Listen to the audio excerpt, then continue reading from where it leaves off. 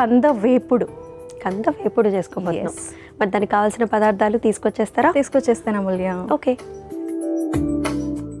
Ingredients తెచ్చేసాను అమూల్య. Okay. So దీనిలో మన main ingredient వచ్చేసి కందగడ్డ.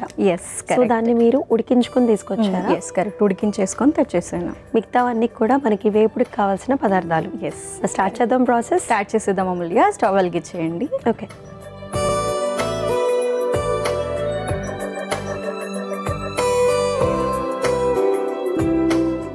సో ఫస్ట్ దీంట్లో మనం నెయ్యి వాడుతున్నాము.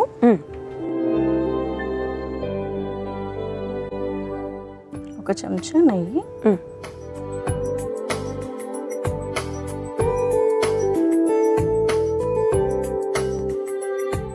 జీలకర్ర వేస్తున్నాను.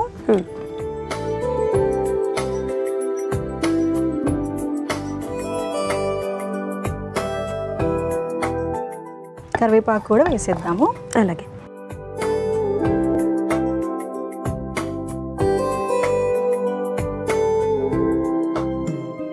సో మనం పైల్స్ గురించి మాట్లాడుకుంటా ఉన్నాము.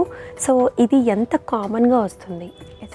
So first gut related issues ఏదైతే ఉన్నాయో అవి రాకుండా చూసుకోవాలన్నమాట. ఓకే. ఇప్పుడు నార్మల్గా చూసుకుంటే ఒక 30% ఆఫ్ ద పీపుల్కి కాన్స్టిపేషన్ అనేది చాలా కామన్గా చూస్తున్నాం. అవును. కాన్స్టిపేషన్ ఉన్న వాళ్ళలో ఈజీగా కాన్స్టిపేషన్ ఉంది అని అంటే ఖచ్చితంగా పైల్స్ వచ్చే ఛాన్స్ ఉంటుంది కాబట్టి అది రికవర్ చేసుకోవడం అనేది చాలా ఇంపార్టెంట్ ఎర్లీ స్టేజెస్లోనే. కాన్స్టిపేషన్ సివియారిటీ పెరిగిందంటే వచ్చే ఛాన్సెస్ అయితే ఆల్మోస్ట్ 60 to 70% అయితే ఉంటుంది కంపల్సరీగా. సో ఇది మనకి ఏంటి అని అంటే ఇన్ఫెక్షన్ కూడా ఉంటుంది కాబట్టి సో కంప్లీట్గా మనకి ఫుడ్ ఏదైతే ఉంటుందో దీని మీదే మనకి డిపెండ్ అయి ఉంటుంది అనమాట. ఎట్ ద సేమ్ టైం ఎవరైతే ఇప్పుడు స్టూల్స్ పాస్ చేయకుండా హోల్డ్ చేస్తున్న వాళ్ళు ఉంటారు కదా, దాని వల్ల కూడా మనకి పైల్స్ వచ్చే ఛాన్స్ ఎక్కువ ఉంటుంది. Okay.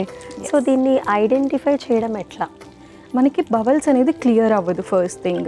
So painful bubble moment, next వచ్చేసి బ్లీడింగ్ కూడా అవుతూ ఉంటుంది అనమాట. అండ్ ఆ ఏరియాలో రెక్టమ్ దగ్గర టేర్ అవ్వడం వల్లనే మనకి బ్లీడింగ్ అవుతూ ఉంటుంది. అండ్ పెయిన్ఫుల్ స్టూల్స్ మనకి ఉన్నప్పుడు ఖచ్చితంగా మనం డాక్టర్ని కన్సల్ట్ చేయాలి. ఓకే. సో కరివేపాకు అయితే వేగిపోయింది.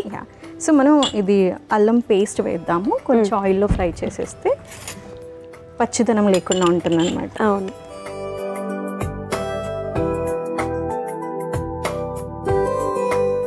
తర్వాత ఏం వేసుకుంటున్నాం? సో నెక్స్ట్ ఉడకబెట్టినటువంటి కందగడ్డ కూడా వేస్తున్నాను. అలాగే.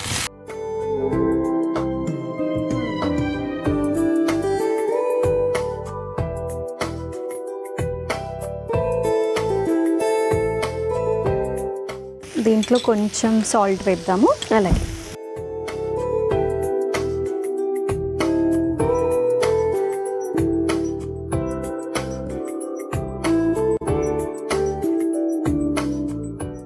నెక్స్ట్ పసుపు స్పూన్ ఇవ్వండి.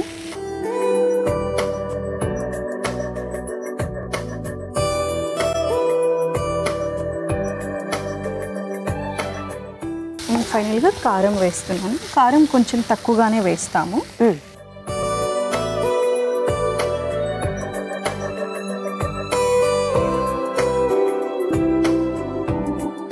సో వీళ్ళకి వన్స్ ఈ సిమ్టమ్స్ అన్నీ ఉన్నప్పుడు డాక్టర్ని అప్రోచ్ అవుతారు కదా. సో అంటే దీనిలో రకాలు కూడా ఉంటాయా? Yes, correct. సో మనకి పైల్స్లో రకాలని చెప్పాను కానీ మనకి దీనికి రిలేటెడ్ ఇష్యూస్ కూడా ఉంటుంది అనమాట. సో పైల్స్ని మనం హెమరాయిడ్స్ అంటాము. అండ్ ఫిషర్స్ ఉంటుంది అండ్ ఫిస్టులా కూడా ఉంటుంది అనమాట. సో మనకి ఫిషర్స్ అంటే మనకి టేర్ అవ్వడం. అంటే మనకి హార్డ్ స్టూల్స్ పాస్ చేస్తున్నప్పుడు ఇది కొన్ని డేస్ అట్లా ఏమి ఉండదు, విత్ ఇన్ 1 డేలో 2 డేస్లో కూడా మనకి ఈ ఫిషర్స్ అనేది అయ్యే ఛాన్స్ ఉంటుంది. జస్ట్ హార్డ్ స్టూల్స్ మనకి ఉన్నప్పుడు ఆ ప్రెషర్ వల్ల మనకి అక్కడ స్కిన్ టేర్ అయిపోవడం వల్ల వచ్చేటటువంటి ప్రాబ్లం అనమాట. అండ్ ఫిస్టులా అంటాము.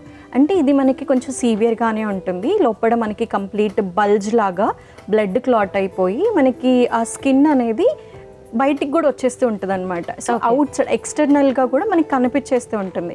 అండ్ ఈ పైల్స్ విషయానికి వస్తే ఇంటర్నల్ పైల్స్ అంటాము, ఎక్స్టర్నల్ పైల్స్ అంటాం. ఇంటర్నల్గా కూడా మనకి వస్తాయి. అంటే మనకి ఏదైతే అక్కడ టిష్యూ ఉంటుంది కదా, కండ అంటాము, అది లోపలనే బల్జ్ అయిపోతూ ఉంటుంది అనమాట. ఎక్స్టర్నల్ వచ్చేసి మనకి రెక్టమ్ దగ్గర బయట మనకి బల్జ్ అయిపోయే ఛాన్స్ ఉంటుంది. అండ్ ఇంటర్నల్ది అంత ఎక్కువగా మనకి పెయిన్ ఉండదు. అండ్ ఎక్స్టర్నల్ది కొంచెం మనకి పెయిన్ ఉంటుంది, ఇచ్చింగ్ ఉంటుంది, అండ్ బ్లీడింగ్ కూడా. ఇంటర్నల్ది సివియారిటీ పెరిగిపోయింది అండ్ అది కొంచెం మనకి ఫిషర్స్ లాగా అనిపించింది అని అంటే కూడా సివియర్ పెయిన్ ఉండే ఛాన్స్ ఉంటుంది. అండ్ ఇందాక మనం మాట్లాడుకున్నట్టుగా బ్లడ్ అనేది రావడము. అండ్ సమ్ టైమ్స్ మనం ఎర్లీ స్టేజ్లో ఒకవేళ గమనించకపోతే అది మనకి ఇన్ఫెక్ట్ అయిపోయి పస్ ఫార్మేషన్ కూడా జరిగే ఛాన్స్ ఉంటుంది అనమాట. ఓకే, అది ఇంకొంచెం నెక్స్ట్ డేంజర్ లెవెల్కి వెళ్తుంది. కరెక్ట్. సో ఇప్పుడు నార్మల్గా ఓన్లీ కాన్స్టిపేషన్ అని అనుకుంటారు, బట్ రీసెంట్గా ఏంటంటే ఈవెన్ కోలన్ క్యాన్సర్స్ కూడా ఎక్కువ అయిపోయాయి, రైట్? సో మనకి కాన్స్టిపేషన్ ఉన్నప్పుడు కూడా పర్వాలేదులే అని చెప్పి అని నెగ్లెక్ట్ చేయడానికి వీల్లేదు.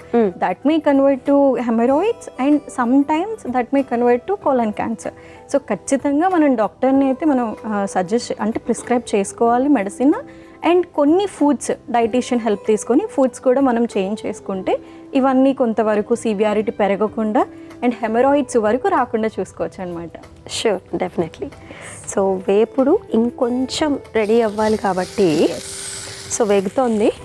యమునా, వేపుడు అయితే చక్కగా అయిపోయిందేమో చూద్దామా? ఎస్, రెడీ అయిపోయింది. ఫైనల్గా మనం కొంచెం కొత్తిమీర చల్లుకుందాం పైన. ఓకే.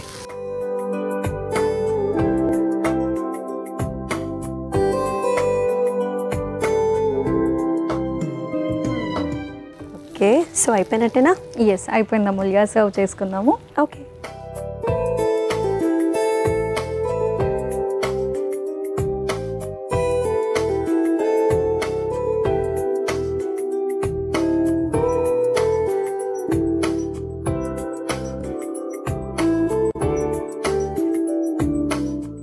ఎస్ అమూల్య, కంద వేపుడు అయితే రెడీ అయిపోయింది. ఓకే, కంద వేపుడు అయితే రెడీ అయిపోయిందండి. మరి దీనికి కావాల్సిన పదార్థాలు అలాగే తయారీ విధానం మరొకసారి మీకోసం.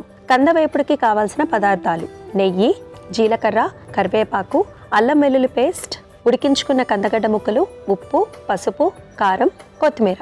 కంద వేపుడు తయారు చేసుకునే విధానం: ముందుగా స్టవ్ ఆన్ చేసి పాన్లో నెయ్యి వేసి కరిగిన తర్వాత అందులో జీలకర్ర, కరివేపాకు, అల్లం వెల్లుల్లి పేస్ట్ వేసి వేగిన తర్వాత అందులో ఉడికించుకున్న కందగడ్డ ముక్కలు, ఉప్పు, పసుపు, కారం వేసి కొద్దిసేపు బాగా ఫ్రై చేసుకుని చివరిగా కొత్తిమీర వేసి కలిపి సర్వింగ్ బౌల్లోకి తీసుకుని సర్వ్ చేసుకుంటే కంద వేపుడు రెడీ.